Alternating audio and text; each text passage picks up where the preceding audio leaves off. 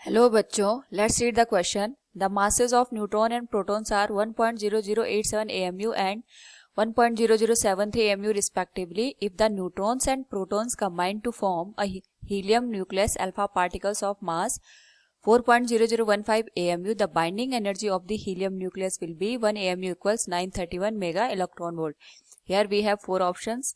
Now first of all, we will discuss here the key concept, which is binding energy associated with mass defect. तो जहाँ पे भी mass defect produce होता है उसके respect में एनर्जी रिलीज होती है. फर्स्ट ऑफ ऑल हमें जो वैल्यूज गिवन है that is mass of neutron is 1.0087 AMU. Mass of proton हमें गिवन है 1.0073 AMU और mass of alpha particle given है 4.0015 AMU.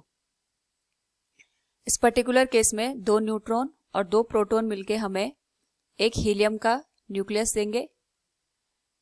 तो इस पर्टिकुलर केस को अगर हम देखें तो mass defect will be the sum of the masses of neutron and proton, like 2 into 1.0087 plus 2 into 1.0073 minus 4.0015 AMU.